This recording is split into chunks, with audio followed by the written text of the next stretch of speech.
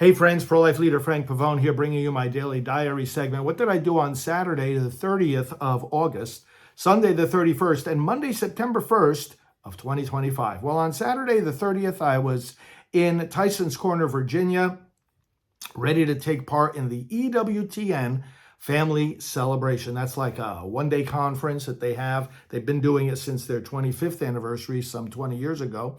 And I was one of the first to get there to the convention center and greeted EWTN administration and staff who were arriving, Michael Warsaw, for example, Father Joseph Mary Wolf, and others, and the various people, the viewers who were coming there from different parts of the country. And of course, knew me from my many decades of broadcasting on the network. And so we had some nice conversations, and that began a series of constant networking with the people that didn't stop all day long. I went into the main area where there were meet and greets happening and exhibits. I went and did the meet and greets with different hosts, all of whom, of course, I've known for years. And then just there in the area, there was the EWTN store, and they were selling religious objects and books, and just a lot of good, a lot of booths and different aspects of the EWTN broadcast ministry. So I circulated among everyone and greeted everybody. Really great conversations all through the day. Had some lunch there, attended the various talks. Dr. Ray Gorendi, for example, Catherine Hadro, Mike Warsaw, some of the priests, Monsignor Roger Landry, and many, many others. It was a great day, and we concluded in the late afternoon with Mass celebrated by Bishop Burbidge. I had a nice chat with him, and he greeted me warmly. And after the Mass, the networking continued, and I just stayed there for just about until everyone had left, and Jim Pinto and many others that Jimmy even worked for Priest for Life for a while. So we had great networking, morning to night. And then by the time we were finished, I just went over back to the hotel, had a quick dinner there, and went to bed. Some quiet work in my room before doing so. Sunday the 31st was the day that I flew back to Florida, so I got an early flight out of Dulles Airport back to Orlando. Meanwhile, I was working on my computer. Our prospecting project was one of the topics of my emails. A Bible reading event that I've been honored to be invited to take part in this coming spring in Washington, D.C. Some emails regarding building maintenance, and the event that I thought about years ago, and we initiated, and it's taken off nationally, the National Day of Remembrance.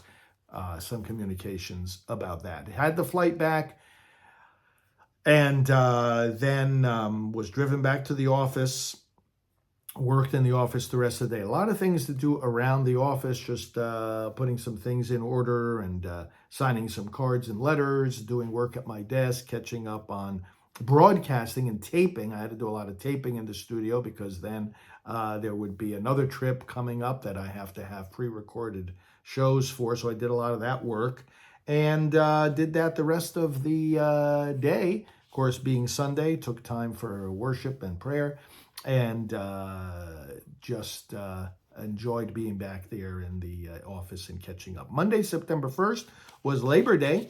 So the staff wasn't in. I did get a lot of work done at the office, including more taping, as I mentioned, for pre-recorded shows for when I'll be traveling. And then the 10 o'clock a.m. live scripture broadcast, we did that for Labor Day. I packed for my next trip. I had a lot of cards to sign and other work to catch up on. I did emails regarding the pro-life calendar, which is a calendar of events we provide for the other national pro-life leaders, so that they have in one place all the different things that are going on. Arranging some interviews, preparing for some scripture reflections, writing an article for Life News, communicating with Astrid Bennett Gutierrez, who does Spanish broadcasting for EWTN, has been a longtime friend. We're planning some things together. Preparation for the upcoming pastoral team meeting, preparation of the pro-life calendar of events, and of themes for upcoming scripture broadcasts. Worked on all of that right there at my office right through the evening. And that's what I did from the 30th of August through the 1st of September, 2025. Hope your days are going well. Let's together work unceasingly to protect the unborn. God bless. Halloween is fast approaching, and many Christians shy away from Halloween. But Anthony DeStefano, famous children's author, has written a great book called All Hallows Eve. And in this book, from a Christian perspective, he shows that it has a good meaning for us. And look at some of these illustrations. A little spooky. He takes you on a spooky trail, but at the end, the children learn that Halloween can have a good message for Christians. There's also a special note to parents too. Go to our online store, prolifeproducts.org, and get your copy today. Hello, my name is Father Terry Gensimer, and I just want to say a few words about a dear friend of mine, Father Frank Pavone. Father Pavone has been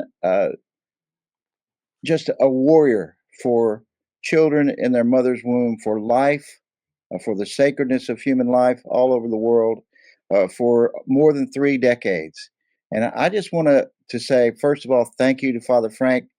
I want to encourage you, no matter where you are, no matter what you're doing, if you believe in the sanctity of human life, I would ask you to look up Father Frank on the internet, wherever you might find it. He's all over the internet. He's all over places. You can find him and listen to what he says and begin to support Priests for Life. Priests for Life is a tremendous and powerful ministry, and they need your support. They need your prayer support. They need your financial support. So I encourage you, uh, find Father Frank Pavone, find Priests for Life, and do whatever you can to support their crucial mission. And God bless you.